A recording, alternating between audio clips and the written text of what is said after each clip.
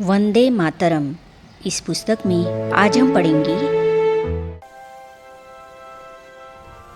बाबा ने कहा, बच्ची तुम तो अखंड ज्योति हो।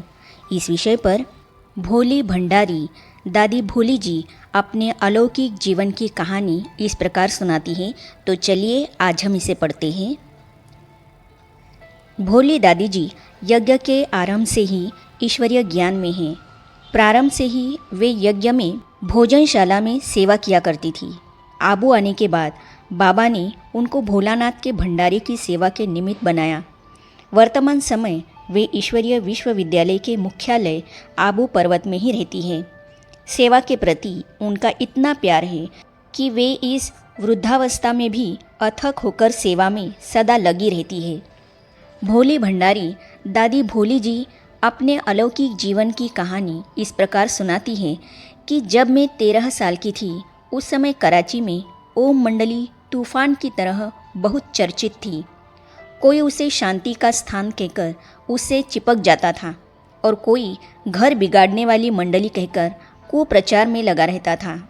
कम आयु में ही मेरी शादी एक संपन्न परिवार में हो चुकी थी, परंतु मेरे ससुराल वाले दहेज की कमी के कारण मुझे बहुत तंग करते थे, मुझसे बहुत काम कराते थे।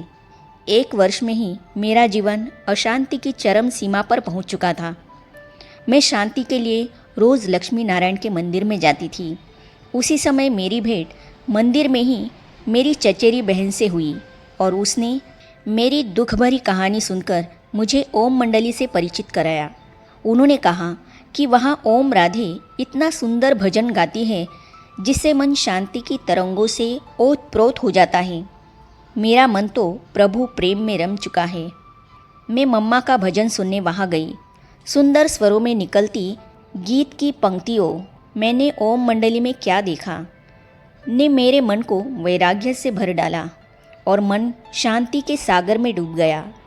तब ओम मंडली का सत्संग ओम राधे अर्थात मम्मा ही कराती थी। मुझे ध्यानी बहन ने योग कराया तो बहुत चैन मिला और निर्णय कर लिया कि शेष जीवन की घड़ियाँ अब यही बीतेंगी।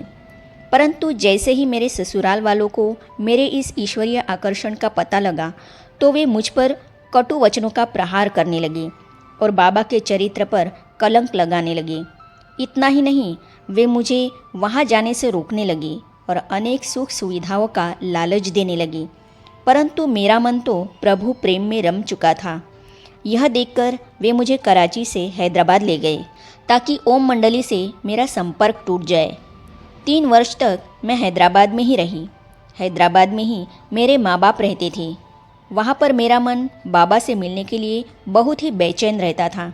एक दिन जब घर के सभी लोग मंदिर गए हुए थे, मैं अपने माँ बाप के पास गई और अपनी दुख भरी कथा सुनाई। मेरी करुण दशा पर मेरी माँ के नयन भर आए और उन्होंने मुझे धैर्य दिलाते हुए दोबारा वहाँ न भेजने का आश्वासन दिया। मैं बिनु नीर मीन की तरह तड़प रही थी। उसी समय मेरी सास 5 माताओं के साथ वहाँ आ पहुँची और उन्होंने मुझसे अच्छा व्यवहार करने का वचन दिया और मेरी माँ के आगे हाथ जोड़कर मुझे वापस ले गई। मेरा मन ससुराल में न लगा। मैं फिर माँ के पास आ गई और फिर कभी ससुराल नहीं गई। मुझे याद है जब हैदराबाद से तड़पन भरे पत्र बाबा को लिखती थी कि बाबा आप मुझे कब बुलाओगे, मेरी इस नैया के खिवैया तो आप ही हैं। अगर आप मुझे शरण नहीं देंगे तो मैं बिनु नीरमीन अर्थात पानी बिना मछली की तरह मर जाऊंगी। तब बाबा के बहुत ही धैर्य व सांत्वना देने वाले पत्र मुझे मिलते थे। वे पत्र ही मेरे सहारे थे। एक रात 12 बजे की गाड़ी से मैं अपने माता पिता सहित बाबा के पास आ गई और रोते रोते बाबा से मिलते हुए मेरे मुख से ये शब्द निकले थे, बाबा मैं कहाँ जाऊँ, आप मेरी रक्षा करो। मेरे इस आलाप को सुनकर उस दया के सागर का कंठ करुणा से भर गया था और देखने वालों ने उनके नयनों में चमकते 2 मोती देखे थे जिनमें मेरे भविष्य की तस्वीर थी। 80 सीढ़ियों से घसीटते हुए नीचे ले आया और कार में डालकर घर ले गया। बाबा ने मेरे लिए एक अलग मकान लिया और मैं अपने माँ बाप के साथ वहाँ रहने लगी। मैं रोज़ सिलाई सीखने व ज्ञान श्रवण करने ओम मंडली में जाती थी। अब मेरे जीवन की कलियां खिलने लगी थी। तब मेरी एक छोटी बच्ची भी थी। मेरा कर्म खाता समाप्त नहीं हुआ था। एक दिन प्रातः 4 बजे मेरा पति 4 व्यक्तियों सहित मकान में घुस आया। मेरी गोद में बच्ची थी, उसको दूर फेंका, मेरे माँ बाप को पीटा और मुझे 80 सीढ़ियों से घसीटते हुए नीचे ले आया और कार में डालकर अपने घर ले गया।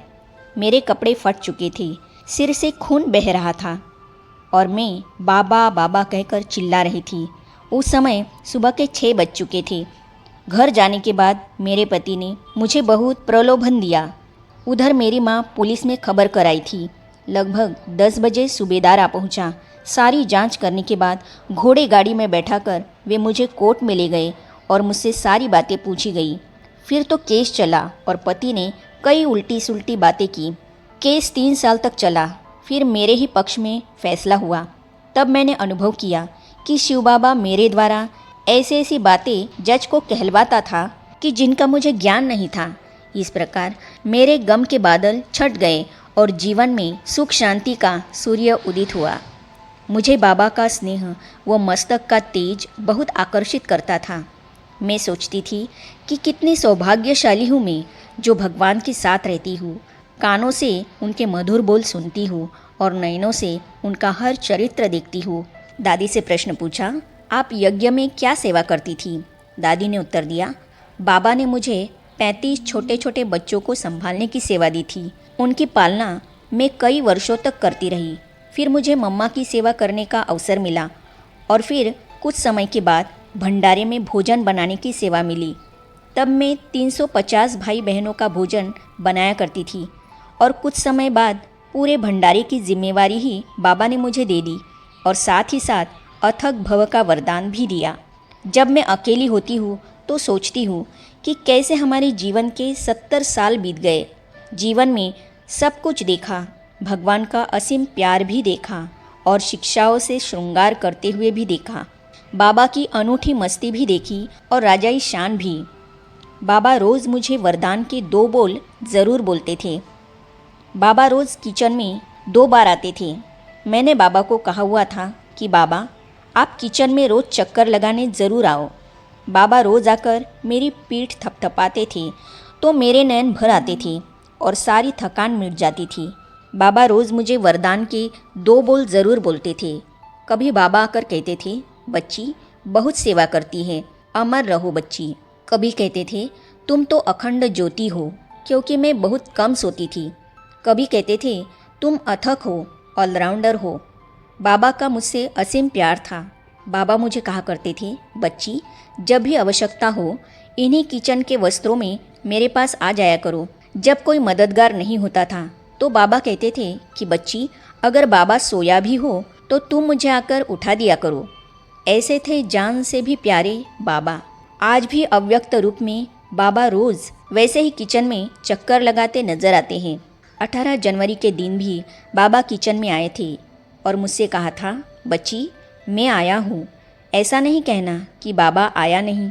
मुझे क्या पता था कि ये बाबा के साकार के आखिरी बोल होंगे और दोबारा वो मन को मोह लेने वाली आवाज़ सुनाई नहीं देंगी।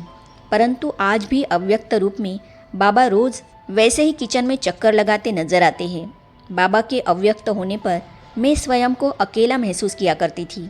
एक दिन की बात है, मेरी तबीयत इसी चिंता में बहुत खराब हो गई और मुझे अहमदाबाद इलाज के लिए भेजा जा रहा था।